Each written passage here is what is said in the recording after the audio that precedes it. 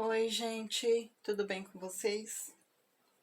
Sou a Marta, aqui do Ateliê Tons de Vida, e eu tô aqui fazendo mais um kit de scrunch com chaveiro de coração no modelo Crista de Galo. Enquanto eu tô fazendo esse scrunch, eu vim aqui conversar com vocês sobre precificação. No vídeo que eu fiz do modelo Hortência, uma colega perguntou, né, a sugestão de preço de venda. E aí, gente, eu não passei o preço exatamente para ela, mas eu tentei explicar para ela o que eu vou falar aqui para vocês, que eu vou tentar falar para vocês se eu não esquecer de alguma coisa. E depois eu vou gravar um vídeo ensinando vocês a fazer a precificação do jeito que eu faço. Quando eu comecei com o ateliê, que na verdade faz muito tempo, e eu faço artesanato já desde o ano, deixa eu ver se eu não me engano, desde o ano de 99, que foi o ano que eu casei. Eu tô com 47 anos hoje. Então já tem bastante tempo mesmo que eu faço artesanato. E eu não faço só crochê. Eu sei pintar, bordar, eu já trabalhei com biscuit, já trabalhei com papel machê, já trabalhei com modelagem de casinha. Não sei se vocês já viram, mas tem uns vídeos aí no YouTube de gente que constrói casa, não exatamente em miniatura, mas fazem aquelas casas de decoração, sabe? E aí eu trabalhei um tempinho tentando fazer isso também, amei fazer, mas é uma coisa que dá muito trabalho pra fazer. E não tem um retorno assim muito rápido, né? Porque não é todo mundo que quer ficar comprando esse tipo de decoração, porque não é uma coisa assim também que sai barato pra comprar. Então acabou que ficou meio inviável pra eu fazer e comercializar. Mas eu já trabalhei com muita coisa mesmo. Já fiz artesanato, gente, até com casca de ovo, tá? Com jornal, com tecido, eu sei costurar também, eu sei fazer muita coisa. E eu fui aprendendo todas essas coisas porque eu sempre fui apaixonada pelo artesanato. E a minha paixão, né, o meu gosto pelo artesanato começou com a minha mãe. Quando eu era pequenininha, que eu tinha lá meus 7, 8 anos, eu via dificilmente minha mãe fazendo crochê. Mas a minha mãe, gente, era uma crocheteira de mão cheia. Ela fazia um crochê maravilhoso. Ela usava esse fio fino, que nem eu tô usando aqui, que é o fio Charme. Naquela época não existia esse fio, mas ela usava um fio que ele parecia uma lã, só que ele era assim, mais ou menos na textura do fio Charme. E ele dava, gente, um efeito tão lindo na peça, depois de pronta, e eu ficava encantada de ver aquilo. E eu achava lindo, sabe, quando a minha mãe estava sentada fazendo crochê, eu ficava observando o movimento da mão dela. Eu achava a coisa mais linda do mundo, o movimento que a mão dela fazia enquanto ela crochetava. E aí aquilo me despertou o desejo de aprender. Só que como eu era muito pequena naquela época, né, e eu, sim, naquela época acho que eu nem cheguei a falar para minha mãe que eu queria aprender a fazer. Mas eu ficava encantada toda vez que eu via ela sentada fazendo crochê. Enfim, com 9 anos eu perdi a minha mãe. Ela foi assassinada junto com meu pai no mesmo dia. Aqui na cidade onde eu moro, é uma cidade pequena, né? Não é uma cidade grande. E na época foi um choque assim para todo mundo. E eu sou a mais velha de 5 irmãos. Na época, o meu irmão mais novo, que era o caçula, ele tinha só 11 meses de idade e ainda mamava no peito, gente. Ele nem sentava naquela época, sabe? Pra deixar ele sentadinho, tinha que escorar ele numa almofada ou alguém sentar do lado e ficar segurando ele, porque ele não conseguia nem sentar. E o trauma foi tanto que ele só começou a andar e falar lá por volta dos 2 anos de idade. E a vida da gente não foi nada fácil, foi uma vida bem difícil. Só que eu não vou falar disso agora, não. Mas eu só tô contando isso para vocês porque chegar, gente, na precificação é uma jornada. Não é só você começar a fazer crochê hoje ou de 30 anos atrás e agora você querer vender suas peças e já precificar. Porque alguém falou, faz vezes 3. Tá, então a pessoa faz vezes 3, então deve ser o certo. Então eu vou fazer vezes 3 também, né? Vou pegar quanto eu gastei na minha linha e vou multiplicar esse valor que eu gastei na linha vezes 3 por 3. E aí eu vou achar meu preço de venda. Não vai, tá? Eu sinto lhe dizer, mas você não vai achar o seu preço de venda. Você vai achar o seu preço de prejuízo. Pode ter certeza disso. Mas, enfim. Quando foi em 99, né? Eu perdi minha mãe, aí eu tinha 9 anos quando assassinaram ela e o meu pai. E aí, esse meio tempo aí que eu passei até eu casar, gente, eu não desejo pra ninguém que eu passei nesse meio tempo. Quando eu casei com ele saía para trabalhar no início do nosso casamento, ele trabalhava durante o dia, depois ele passou a trabalhar à noite. Quando ele saía para trabalhar, teve uma época que eu não trabalhava fora, então o que eu fazia? Eu ficava em casa. E aí a minha casa era pequenininha, sabe? Era uma casa muito, muito simples mesmo. Tinha 2 quartos, a sala, uma cozinha pequena e o banheiro. Era uma casa sempre que com 1 hora, no máximo 2 horas, você deixava ela limpa. Se fosse fazer faxina, deixava ela limpa. Porque era muito pequena e muito simples, era uma casinha de madeira velha ainda. E aí eu ficava lá, às vezes eu fazia o serviço e depois eu ficava sem ter o que fazer. E aqui na minha cidade, hoje eu não sei, eu acho que ainda tem. Mas naquela época, a prefeitura da minha cidade ofertava curso de artesanato de graça aqui para a população. Então, eu fui lá, um belo dia, me inscrevi lá onde tinha que se inscrever e comecei a fazer curso. Só que, antes de eu começar a fazer curso, naquela época não tinha internet, não tinha nem celular naquela época. Então, como que a gente aprendia a fazer artesanato? Comprando revista. E aí era assim, toda vez que sobrava um dinheirinho na minha mão, se eu passasse na frente da banca de jornal, que ficava na rodoviária da cidade, eu ia lá e começava a olhar as revistas. E aí, se o dinheiro desse para comprar qualquer revista que fosse de artesanato, eu comprava. Principalmente revista de algumas revistas aqui da Bia Moreira. Se vocês não ouviram falar dela, pesquisa aí no YouTube, gente, que vocês vão ver coisa mais linda que aquela mulher faz com um pincel na mão. E aí eu comprava a revista dela, eu comprava a revista de crochê, aí eu ficava encantada com as coisas que eu via nas revistas. E no começo ninguém tinha me ensinado. Quando eu comprei a primeira revista, ninguém tinha me ensinado a fazer nada, nem crochê, nem pintura, nem nada. Mas aí eu comprava a revista, via o que precisava de material, se eu tivesse dinheiro eu ia lá e comprava e me metia a fazer. Enfim, aí eu fiz a inscrição. O primeiro curso que eu fiz pela prefeitura foi um curso de pintura. Mas eu fiquei nesse curso, gente, 3 meses só. E quando eu entrei nesse curso, eu já tinha comprado a revista de pintura da Bia Moreira.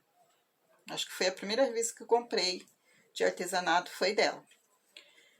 E aí, o que eu fiz? Eu comecei a pintar, olhava a revista e tentava pintar em casa. E quando eu descobri que tinha curso na prefeitura de graça, eu falei, então eu vou entrar no curso.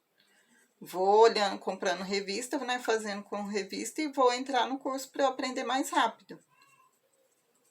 E aí eu entrei, fiquei 3 meses nesse curso, não aprendi muita coisa, tá, gente? Não aprendi o básico do básico, porque o curso acho que era uma vez só por semana, 1 ou 2, acho que uma vez só por semana. Quando eu vi que ficar naquele curso não ia me fazer aprender assim tão bem quanto eu gostaria, eu decidi sair do curso e comprar minhas revistas e treinar em casa. E foi isso que eu fiz. E aí eu comecei, gente. Eu fui fazer o curso, mas aí não gostei, assim. Não que eu não aprendi, eu aprendi, mas eu queria aprender mais, sabe? Eu queria me aprofundar mais. E não foi isso que eu encontrei nesse curso. Aí eu comecei a comprar revistas e treinando em casa. E fui fazendo minhas coisinhas, fui fazendo. Aí depois de um tempo eu arrumei serviço fora, né? Comecei a trabalhar fora de doméstica. E aí que eu aproveitei e comprei revista mesmo. E nesse meio tempo eu me atrevi a comprar uma máquina de costura. Contra a vontade do meu ex-marido. Por sinal. Ele não queria de jeito nenhum que eu comprasse uma máquina de costura. Mesmo assim, gente, eu fui desobediente, não recomendo, tá? Que a mulher tem que ser sábia e tem que ser submissa ao seu esposo. Mas eu comprei a máquina de costura e eu não me arrependo de ter comprado a minha máquina. Porque aí eu comecei a aprender a costurar também, a fazer as barrinhas dos meus panos de prato, a fazer uma toalhinha aqui, sabe? Fazer capa de galão. E eu tenho o molde da capa de galão feita em tecido até hoje. Então, enfim, eu comecei a fazer todo tipo de artesanato, assim, mas principalmente crochê e pintura. E gente, eu sou apaixonada por pintura em tecido. Aí eu comecei a aprender a pintar pano de prato, que eu amo pintar legumes, amo pintar fruta, amo pintar essas coisas. Paisagem, então. E depois de um tempo comecei a pintar fralda. Cheguei a fazer algumas coisas de encomenda. Gente, nunca fui muito de vender. Sinceramente, eu sou uma pessoa péssima para vender. Sou péssima para venda.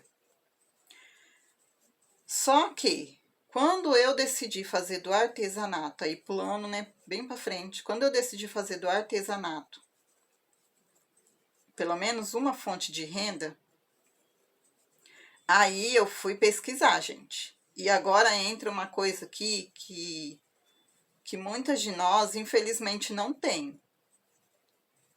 É a vontade de aprender e pesquisar por conta própria. Naquela época, a gente não tinha internet, a gente não tinha vídeo no YouTube, não tinha nada disso.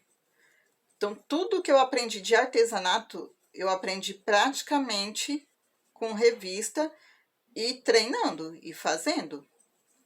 Quando eu tive contato com a internet, aí depois de muitos anos, que aí eu descobri que existia o YouTube, que no YouTube você podia aprender muita coisa, aí eu fui aprender mais artesanato ainda.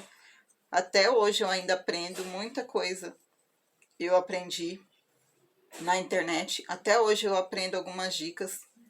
Inclusive já tem dica que eu passei aqui no canal que eu aprendi aqui na internet com outras colegas. Só, gente, que é assim. Você nunca vai aprender nada se você não tiver a curiosidade, pelo menos a curiosidade de aprender sobre aquele assunto. Então, por exemplo, eu tô aqui fazendo, né, a Xuxinha. Se você vê o vídeo aí e você gosta da peça e você sente vontade de fazer, ela não vai ficar pronta se você não pegar a agulha e a linha e for lá fazer. Você vai ter dificuldade se você nunca fez? Talvez vai. Se você nunca fez crochê, se você, por exemplo, é iniciante e você nunca fez crochê, você vai ter dificuldade de fazer. Por quê? Tudo que a gente faz pela primeira vez não é tão simples, não é tão fácil de fazer como parece, para quem já tem costume. Mas a primeira coisa que a gente precisa para aprender alguma coisa é ter curiosidade, no mínimo. Então, quando eu decidi transformar o artesanato em pelo menos uma fonte de renda para mim, eu descobri que eu precisava aprender a colocar preço nas minhas coisas, porque eu não sabia precificar, gente. Até hoje eu sou péssima para vender. Eu já fiz curso, já comprei curso, eu já estudei bastante sobre venda, mas eu tenho muita dificuldade com venda. E uma das coisas que me faz ter dificuldade na venda é o medo de aparecer. Então, eu tô tendo que trabalhar isso e não tá sendo fácil, não. Mas eu tenho que lutar. Enfim, uma das principais coisas que eu tive que aprender foi a precificar.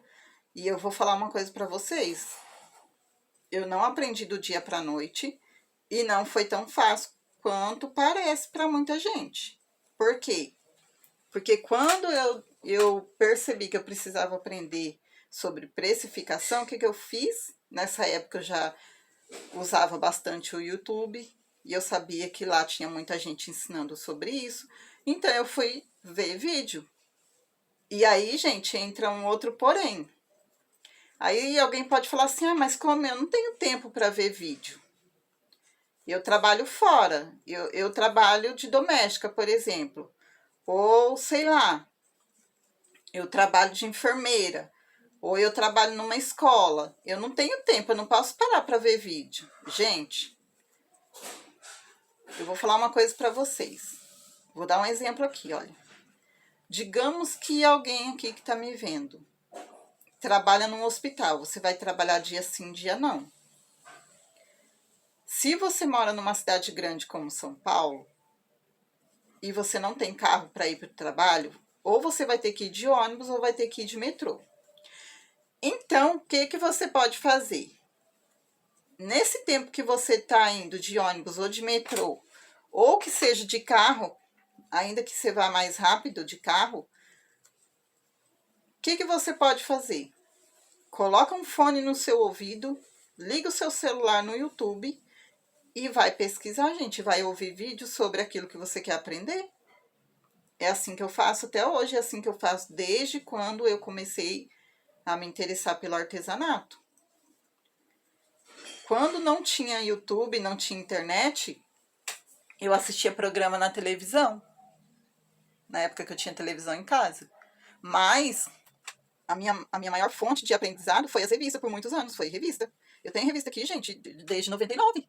Porque eu comprava revista e eu datava elas. Eu tenho revista aqui desde 99. Revista de 2012, 2013, eu tenho revistas. Eu só parei de comprar revista quando eu descobri que eu podia aprender muita coisa no YouTube. E aí, por causa do avanço da internet, hoje você já não encontra mais revista assim para vender que nem antigamente. Acha? Acha.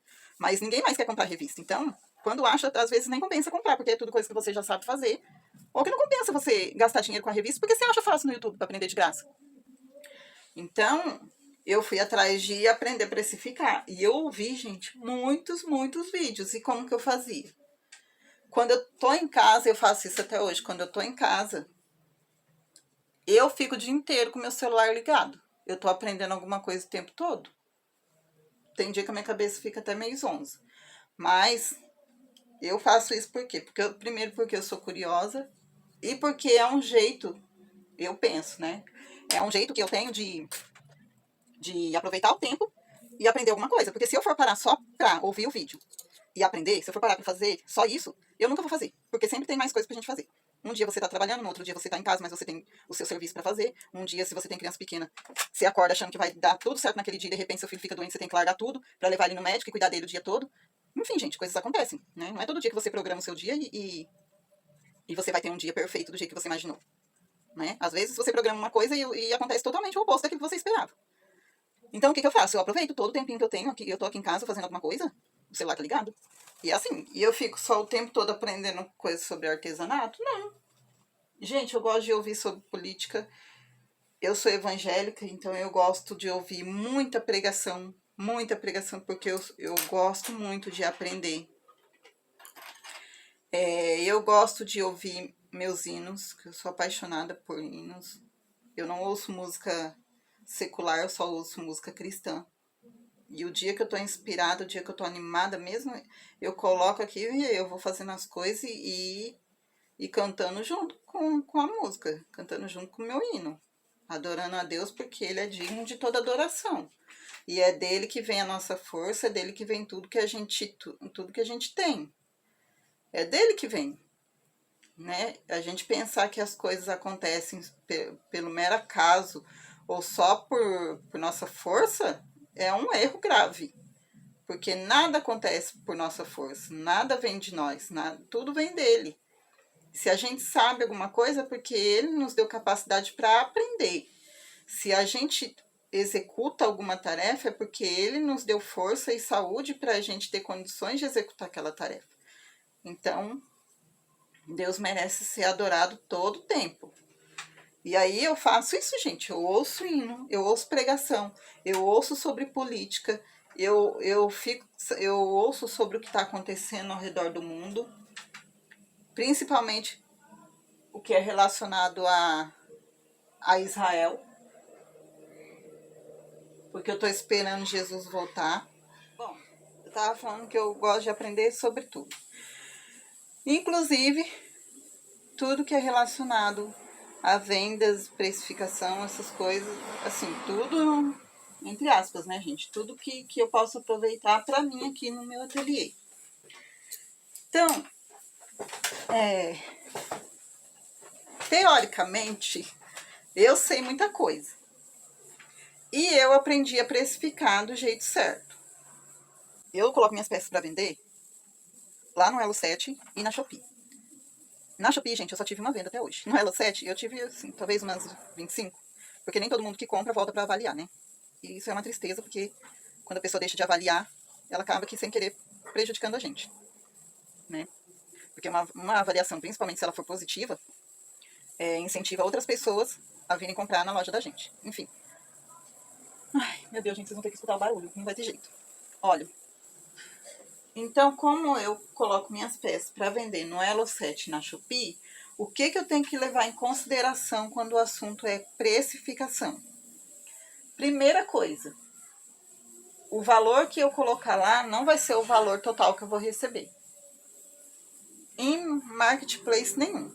Se você colocar suas peças no Mercado Livre, na Amazon, Shopee, na Elo7, qualquer marketplace que você colocar suas peças para vender, não coloque achando que o valor que você colocou lá é o valor que você vai receber de volta quando alguém comprar aquela peça, porque não é. O que acontece quando você põe a sua peça no marketplace? Dependendo do marketplace, e aí isso vale para a Shopee e para o Elo7, porque os dois estão lado a lado nessa parte, você vai pagar uma taxa para eles, porque é como se você estivesse pagando um aluguel. É a mesma coisa, se você estivesse colocando seus produtos numa loja física e aquela loja não fosse sua. Então, vamos supor que você entrou em contato com uma pessoa que é dona de uma loja física e aí você fez um acordo com ela. Tá, eu vou colocar meus produtos lá para vender e todo mês eu vou te pagar um valor X para eu continuar colocando meus produtos na sua loja. Eu aluguei o espaço, você alugou o espaço daquela pessoa, né? Aí você combina, eu vou te pagar todo mês, ou eu vou te pagar uma porcentagem de cada produto que eu vendesse, né? Enfim, geralmente você vai pagar um aluguel como se fosse pagar o aluguel de uma casa, né? Quando faz isso numa loja física. No marketplace, é como se você estivesse pagando o aluguel numa loja física, só que lá é uma loja virtual. Então, você põe o seu produto lá e a forma de você pagar o aluguel para eles manterem o seu produto lá é pagando uma taxa sobre o valor de cada venda que você fizer. Então, assim, se você nunca teve loja no Elo7, por exemplo, e você colocar os seus produtos para vender lá, a primeira coisa que você tem que ter consciência é que você vai ter que pagar para eles 20% se você quiser ter uma exposição máxima. 20% sobre o valor de cada produto que você colocar lá e uma taxa de R$4, que é R$3,99, que na verdade dá R$4, né, gente? Se você colocar um item lá de R$100 para vender, R$20 é só a taxa que você vai pagar para eles, que é os 20%, e mais uma taxa de R$4 sobre aquele produto.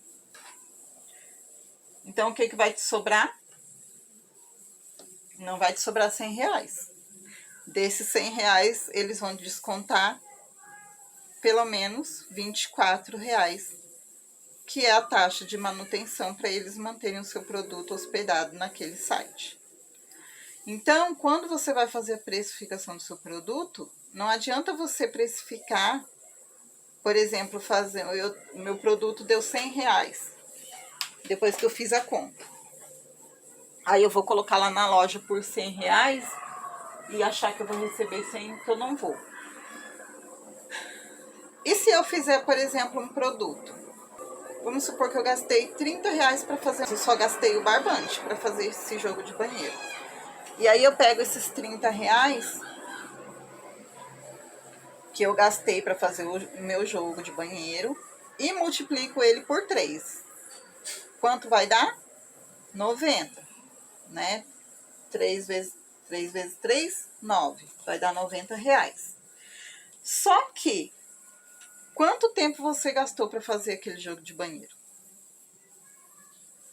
Por mais simples que aquele jogo de banheiro seja, provavelmente você não vai conseguir fazer ele em um dia. A não ser que você já seja uma crocheteira experiente e muito rápida, né? Porque a gente sabe que tem. Mas essas que já são experientes e muito rápidas, elas não precisam mais aprender a precificar, porque provavelmente elas já vendem o que elas fazem.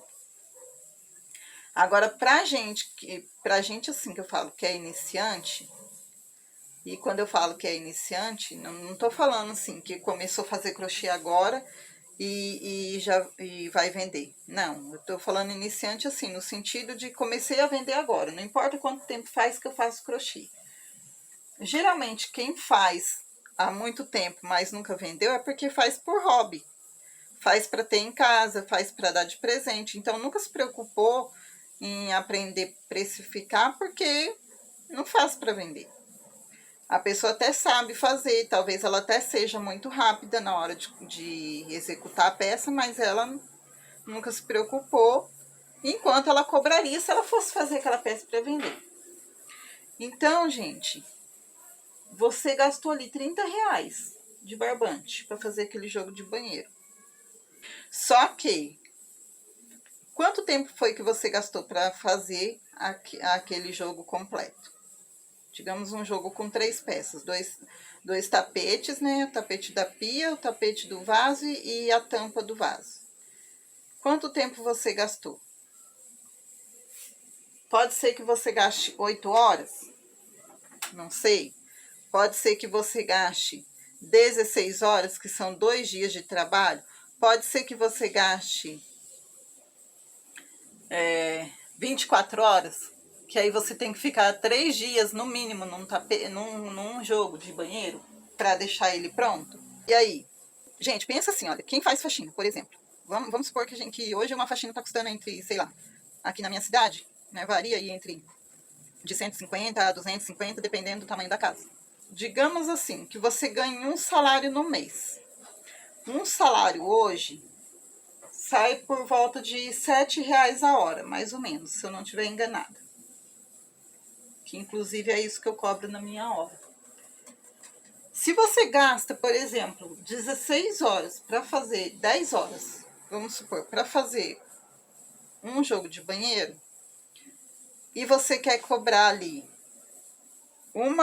você quer cobrar o mesmo valor da hora de um salário mínimo, que deve estar por volta de R$ 7, se você gastou 10 horas para fazer aquele jogo, só nesse jogo já são R$ 70 de mão de obra.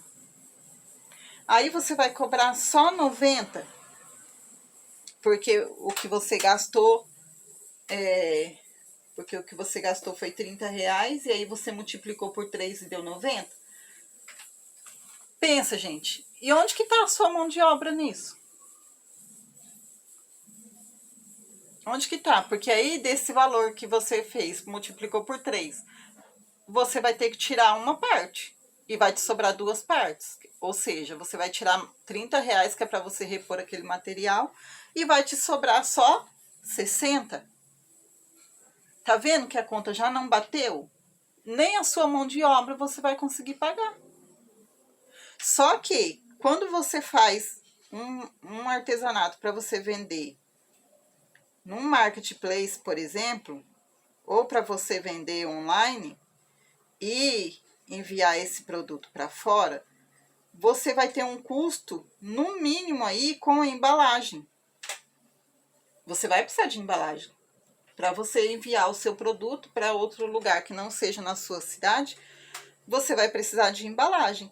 E ainda que seja na sua cidade, você vai precisar, no mínimo, de uma sacola para colocar aquela peça dentro, porque você não pode mandar ela para sua cliente na mão, não é? Mesmo que você vá entregar, você não vai lá pegar o seu tapete que você fez, dobrar ele e dar lá na mão da sua cliente. Não, eu acabei de fazer, agora vim aqui entregar, toma. Sem colocar pelo menos dentro de um saquinho, não vai. Então, você vai precisar pelo menos de uma sacola. Quando a gente vende pela internet, a gente tem que ter pelo menos, gente, a nossa embalagem para poder enviar o nosso produto. E não pode ser qualquer tipo de embalagem, dependendo do produto que você faz. Porque você tem que se atentar também para um monte de outras coisas. Por exemplo, se você faz uma peça de vidro, ou de gesso, ou de biscuit, por exemplo, que eu já trabalhei com biscuit, são coisas que você não pode enviar de qualquer jeito, porque corre o risco de quebrar. A gente que faz crochê sabe que o nosso crochê é feito de fio, muitas vezes 100% algodão, ou às vezes de barbante, que é 85% algodão, e são coisas que molham. E se molhar, pode manchar, dependendo do que cair, do líquido que cair em cima, pode manchar. Então, o que que acontece? Você tem que se atentar para isso. Você não pode pegar o seu tapete para enviar pela internet, colocar ele dentro de um saquinho de papel, simplesmente, e achar que ele vai chegar na casa da sua cliente intacto. Pode chegar? Pode. Mas você tem garantia de que não vai acontecer nada no meio do caminho?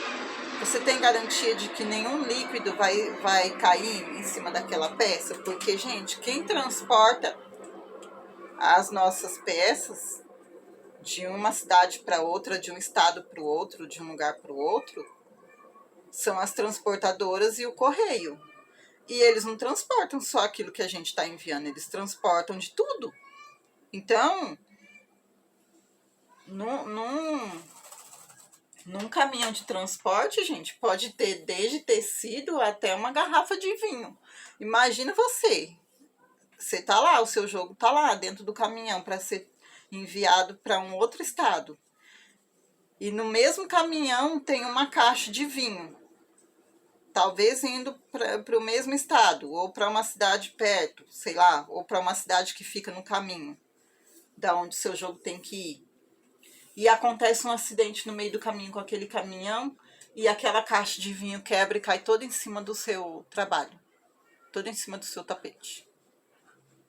Se ele não tiver muito bem embalado, você corre o sério risco de, quando chegar lá na mão da sua cliente, ela devolver e querer o dinheiro dela de volta, porque com certeza ele vai chegar todo molhado e todo manchado.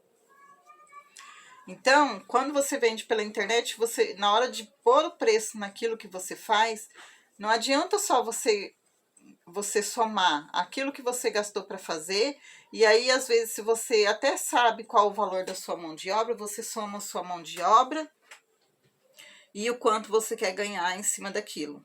Porque aí você também tem que pensar no seu lucro, e o lucro serve para você melhorar o seu ateliê, para você comprar um material diferente, para você, sei lá, para você manter o seu ateliê e sempre ter um dinheirinho ali para você comprar outras coisas que você precisa. Entende? Então, não dá pra gente colocar o preço na peça só achando que, porque a minha colega fez essa peça e ela vende por tanto, eu também vou vender por tanto. Não, gente, não dá certo. Porque, primeiro, o tempo que ela gasta para fazer pode não ser o mesmo tempo que você gasta. Ela pode fazer mais rápido que você. Então, na hora de somar a mão de obra dela, ela pode cobrar mais caro porque ela faz mais rápido. E por ela fazer mais rápido, a mão de obra dela pode custar mais do que a sua. Por exemplo, se você gasta 10 horas para fazer um jogo de tapete, ou um tapete que seja, e a sua amiga gasta 5 horas. Se você for cobrar 10 horas o mesmo valor que ela cobra, você não vai conseguir vender. Por quê? Porque a sua peça vai ficar caríssima. Mas para ela não, porque ela faz mais rápido. Então ela pode cobrar mais. Se você cobra R$7 a sua hora, ela pode cobrar a hora dela a 10, a 15. Porque ela consegue fazer em menos tempo, entende? Então, no final das contas, o produto dela não vai ficar tão caro quanto o seu ficaria, porque você faz em mais tempo. Então, gente, precificar uma peça não é tão simples quanto parece. Eu falei tudo isso para ver se você entende que, assim, não adianta eu falar para você, pode vender por tanto. Um kit desse aqui, você pode vender de 20 até 30 reais. Aí você vai olhar para mim e vai falar assim, Marta, mas 30 reais? Em uma xuxinha desse tamanho e um chaveirinho assim, que você faz em 1h30? Por quê? Porque você não sabe o valor que é o fio aqui na minha cidade. Você não sabe qual é o valor da minha mão de obra. Você não sabe qual é o custo que eu tenho para produzir esse produto, porque não é só o fio que você usa, é o custo com embalagem, é o custo com mimo. Se você quer dar um mimo para sua cliente, aquilo lá vai custar para você, não vai sair de graça para você. Pode ser de graça para ela, mas não é de graça para você. É o custo com etiqueta, que nem aqui, olha, eu tô colocando etiqueta. Eu vou fazer mais, mas tem um porém aqui. Se eu não vender essas peças, a etiqueta tá aqui. Aí eu tenho duas opções. Ou eu perco a etiqueta, porque se eu não vender vai ficar parado aqui. Ou eu tiro a etiqueta para reutilizar em outro produto. Porque se eu ficar só comprando etiqueta, colocando meus produtos e ele ficar parado aqui, meu dinheiro tá parado também. Gente, eu não vou mentir para vocês, eu tenho muita coisa parada aqui no meu ateliê. Só que isso daí é assunto para outro vídeo, porque envolve aquilo que eu falei lá no começo, né? Por causa de muitos contratempos que eu tive na vida, eu não consegui fazer o meu ateliê dar certo como eu gostaria até hoje. Então, tô tentando de novo. Mas, enfim, isso daí é assunto para outra hora. Quem sabe uma hora eu venho aqui e a gente conversa mais sobre isso. Então, hoje eu queria falar, gente, sobre isso, alertar vocês sobre isso. Quando você escuta aí uma artesã que já é bem conhecida, né, que já trabalha há bastante tempo com crochê, ou seja, qualquer outro tipo de artesanato, e ela vende suas peças, e ela é famosa, é conhecida no país inteiro e até lá fora no mundo, sabe? Não pense vocês, gente, que é fácil não, porque não é. Quando você escuta ela falar que precificar não é que nem receita de bolo, que você pega uma receita de bolo, você faz aqui e a colega faz lá na casa dela e vai ficar com o mesmo sabor, não é assim. Não é.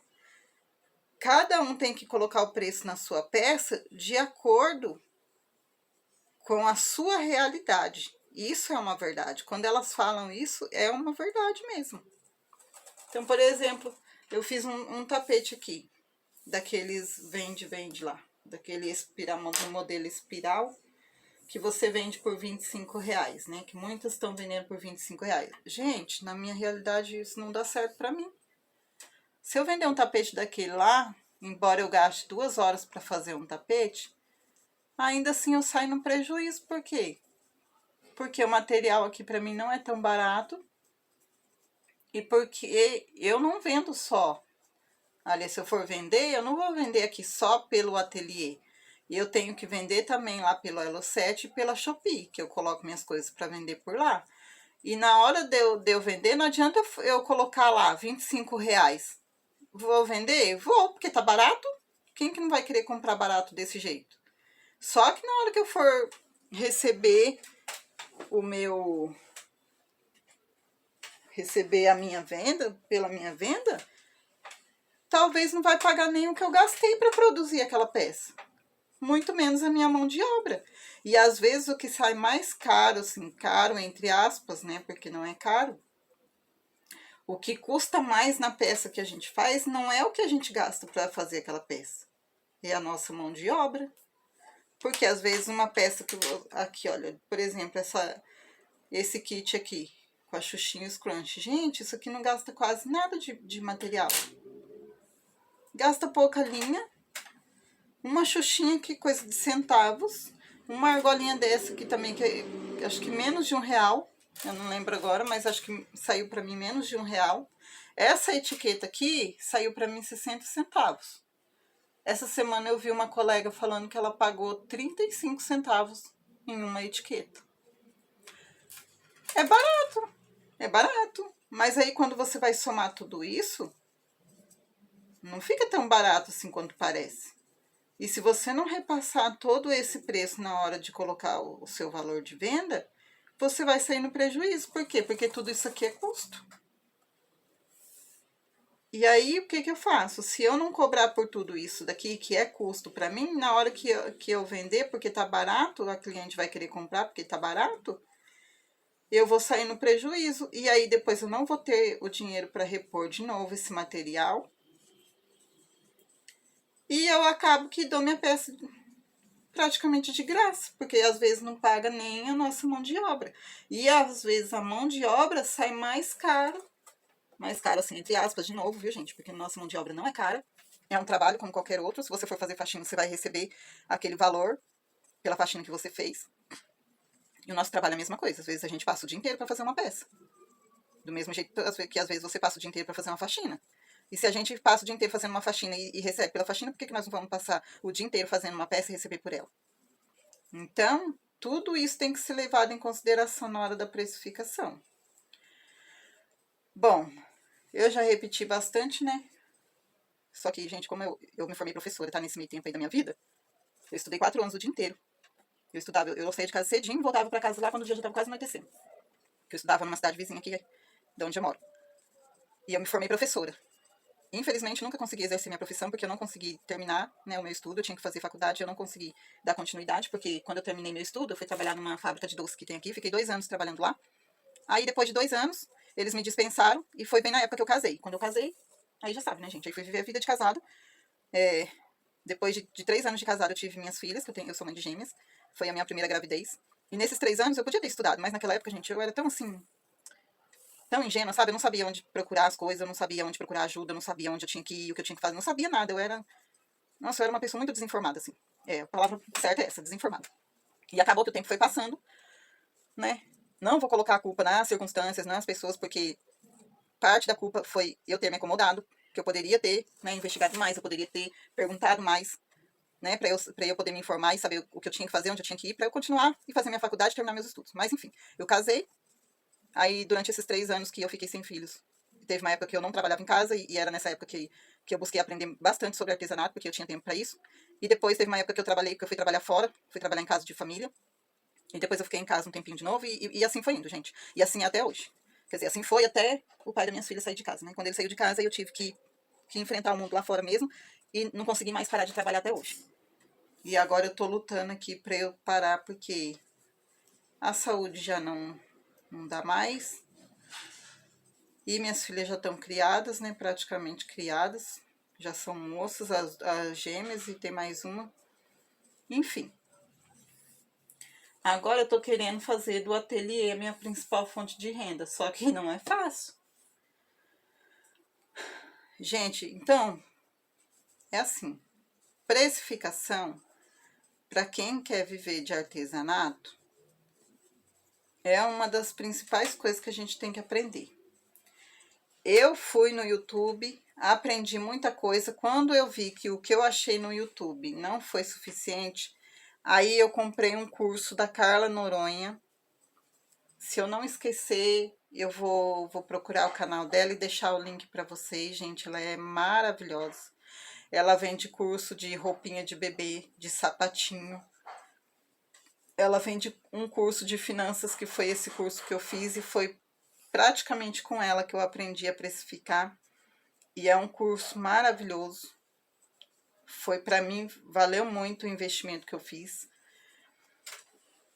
E foi com ela praticamente que eu aprendi. E eu falo praticamente por quê? Porque teve uma coisinha só que eu não conseguia aprender com ela, porque na época, não que ela não ensine bem, gente, ela ensina muito bem e ela é maravilhosa no que ela faz. Só que eu não conseguia absorver. Então, na época, um detalhezinho só na aula de precificação dela que eu não conseguia, sabe, não conseguia assimilar, não entrava na minha mente de jeito nenhum. Aí, o que eu fiz?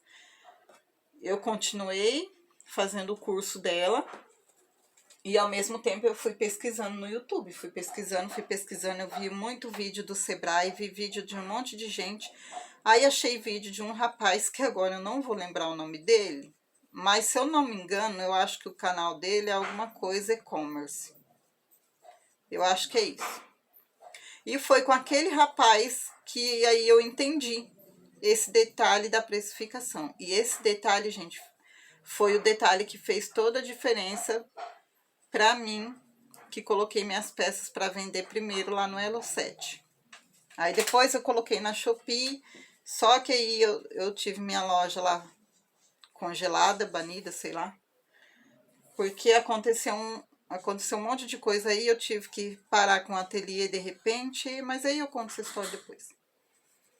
Mas esse detalhe que eu aprendi com esse rapaz fez toda a diferença. E depois que eu aprendi esse detalhe da precificação e mais o que a Carla Noronha ensinou pra gente, nunca mais eu consegui fazer minha precificação de outro jeito. Porque eu sei que esse é o jeito mais correto. Para quem quer comercializar as peças, principalmente no marketplace, esse é o jeito mais correto. E depois eu vou ensinar para vocês e vou mostrar o porquê que é o mais correto. E não sou só eu que falo, tá, gente? Não sou eu que tô falando só porque eu aprendi com a Carla e com esse rapaz, não. Até o Sebrae ensina desse jeito. Então, se você quer fazer as coisas para vender, fazer seu crochê para vender, ou seja lá qual for o seu artesanato, e você quer viver disso, você quer fazer disso a sua renda principal, ou que seja mais uma fonte de renda que você tenha, mas você não quer ter prejuízo, quer ter lucro com isso, então você tem que aprender a precificar do jeito certo. Esquece esse negócio de vezes 3, porque na maioria dos casos isso não dá certo, gente. Você vai sair no prejuízo. Vai ter gente que vai discordar e vai dizer, não, dá certo sim, para mim dá. Então, se dá, tudo bem, continua fazendo desse jeito. No meu caso, não dá certo. Não dá certo. E eu tô agora aplicando assim, aqui no ateliê, para quem compra direto comigo no ateliê, sem ser pelo Elo7, sem ser pela Shopee, eu tô fazendo um valor mais em conta. Por quê? Porque aí eu não preciso pagar taxa para Shopee nem para Elo7. Mas para quem compra por lá, gente, eu tô colocando o valor da taxa, porque se eu não colocar, eu que tenho que pagar essa taxa para a plataforma. E aí eu vou ficar trabalhando de graça. E não é isso que eu quero, porque eu preciso pagar minhas contas, né? Eu não trabalho só porque eu quero trabalhar. Eu não trabalho só por diversão. Apesar que artesanato para mim, gente, é mais que diversão. Artesanato para mim foi literalmente uma terapia. Foi e é. Continua sendo. Sempre foi e vai continuar sendo até o dia que Jesus decidir me levar desse mundo. É uma terapia e é uma coisa que eu amo muito fazer. Eu amo demais fazer artesanato. Eu esqueço da hora, sabe? Se eu estiver nervosa, isso me acalma. É uma coisa que eu sou apaixonada por fazer, é artesanato. E eu quero fazer disso a minha renda principal, mas não é fácil. E a primeira coisa que a gente tem que pensar é isso, para fazer do artesanato a nossa renda principal, a primeira coisa é aprender a precificar do jeito certo. Porque senão você vai ficar trabalhando de graça para as pessoas. Enfim, gente, é isso. Sei que o vídeo ficou um pouco longo, vou tentar diminuir na edição. Mas se ficar longo, é isso aí mesmo. E quando eu tiver com a peça pronta aqui, eu vou fazer, assim que eu tiver um tempinho, eu vou gravar um vídeo ensinando para vocês como eu faço a precificação das minhas peças. Não consigo fazer venda, assim, fácil. Por quê? Porque dizem que minhas coisas são muito caras. Para alguns é mesmo. Para mim, se eu fosse consumir o que eu faço, para mim também seria caro. Por quê? Porque algumas das coisas que eu faço não é, assim, um dinheiro que todo mundo tem todo dia para dispor. Mas esse foi um dos principais motivos de eu querer aprender a fazer artesanato. É de não ter que comprar de outra pessoa. Por quê? Porque eu sempre soube que o artesanato era algo de valor e não algo que só tinha preço. E isso, gente, eu já entendi quando eu tinha lá meus 7, 8 anos, vendo a minha mãe fazendo crochê. Porque o crochê que a minha mãe fazia não era um crochê assim, básico, não era não. As peças eram assim, algumas eram simples, mas ela fazia peças grandes e ela usava linhas finas para fazer peças grandes. Essa linha que eu falei, por exemplo, lá no começo do vídeo, que parecia uma lã, mas tinha assim mais ou menos a textura e a espessura desse fio charme. Gente, ela fez um trabalho com ele que eu não lembro se era um caminho de um caminho de mesa ou se era uma toalhinha tipo centro de mesa, sabe? Eu não lembro. Eu sei que era quadrado. Gente, aquilo ficou a coisa mais linda, a coisa mais linda. Até hoje, assim, eu sinto, me dói no coração não ter conseguido guardar aquela peça, porque quando ela faleceu, né, a gente foi morar na casa de uma tia do meu pai. E aí, gente, o pouco que a gente tinha naquela época se acabou ali. Não sei, deram fim nas coisas da minha mãe. Eu não sei para onde foi, não sei se alguém levou, se jogaram fora, não sei o que fizeram, mas deram fim nas coisas da minha mãe. Então eu não tive a chance de guardar, sabe, de ter nada que foi feito por ela. Nem que fosse assim, uma peça que já tivesse ali velha, rasgada, manchada, eu não tive chance de guardar nada, sabe, para ter de lembrança dela. Mas eu tenho a lembrança de ter visto essa peça aí e um tapete que ela fez, um tapete de barbante, gente, enorme, devia ter pelo menos uns 2 metros aquele tapete. E ele era um tapete, acho que quadrado ou retangular. Mas era enorme, um tapete de sala. A coisa mais linda, ele era lindo. Sabe? Então minha mãe fazia aquelas coisas e assim, eu via ela sentada fazendo aquilo ali com a maior calma do mundo. E depois que eu vi aquela peça enorme, daquele tamanho pronta, dentro de mim, mesmo sendo criança e não tendo entendimento que a gente tem hoje, né? Eu sabia que aquilo ali era uma coisa que tinha muito valor. Porque foi uma coisa que foi feita não do dia para a noite, mas levou muito tempo para ser produzido. E foi feito assim, com carinho, com paciência, sabe? Com amor. Não que fazer o que a gente faz com amor, gente, não paga nossas contas, tá? Eu não sou muito disso, não. Ai, foi feito com amor. Eu não sou muito disso, não.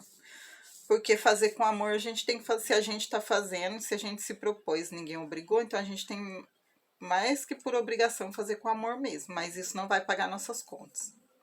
E nem vai fazer ninguém comprar também, só porque a gente fez com amor. Então, mas a gente que faz tem que dar valor naquilo que a gente faz, porque a gente sabe quanto custa. A gente sabe quantas horas do nosso dia a gente gasta para fazer aquela peça, de quantas coisas, de quantas noites a gente deixa de dormir, de quantas festas, quem gosta de festa, né, às vezes deixa de ir, de quantas coisas você tem que abrir mão, renunciar para poder fazer aquilo ali. Então, a gente tem que dar valor.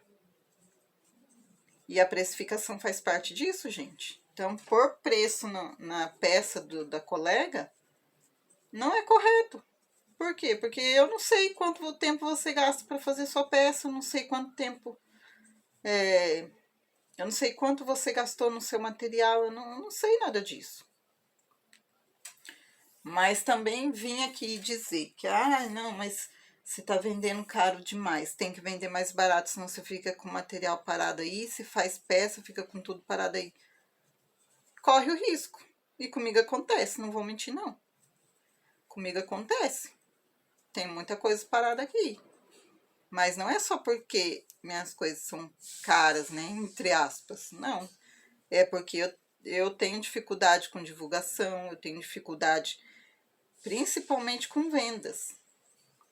E eu fiz até um curso, eu investi um curso de finanças da Carla Noronha e investi um curso de vendas também. E valeu a pena, não me arrependo não. Não me arrependo de jeito nenhum, porque eu aprendi muita coisa. Só que vendas é assim, se a gente não tem dom para isso, se você não tem... Gente, se você tem dificuldade com venda que nem eu, você pode aprender, você pode fazer o melhor curso de vendas que existe no mundo.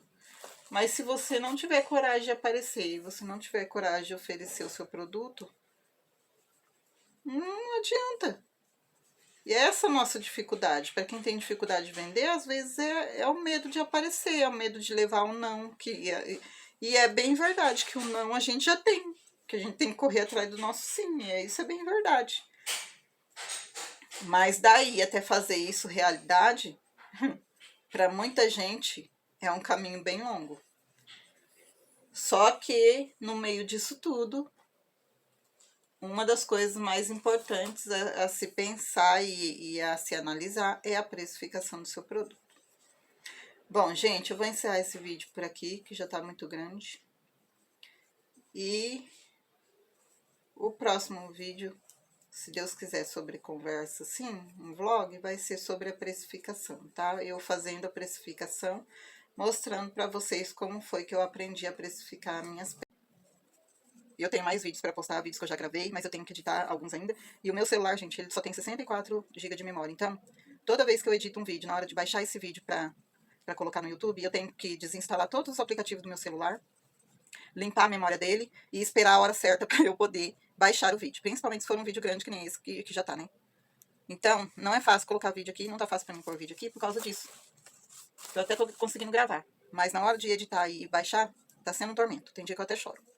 Porque eu já cheguei a ficar 3 dias, o dia inteiro com o celular, sem poder usar os aplicativos, tendo que tirar tudo, colocar o celular até na geladeira, sem mentira, viu, gente? Colocar na geladeira, porque a bateria esquenta, que parece que vai explodir, e não consegui baixar o vídeo. E aqui é assim, o último que eu consegui baixar foi por volta das 6 horas da manhã, 5 e pouco, 6 horas da manhã. Depois disso já não consegue mais, porque eu não sei o que acontece com a internet, não sei se é muita gente usando, ou se eles diminuem a intensidade, eu não sei o que acontece. E os outros eu consegui baixar por volta das 10 horas da noite. Então por isso que eu queria pôr mais vídeo, mas não tô conseguindo por conta disso.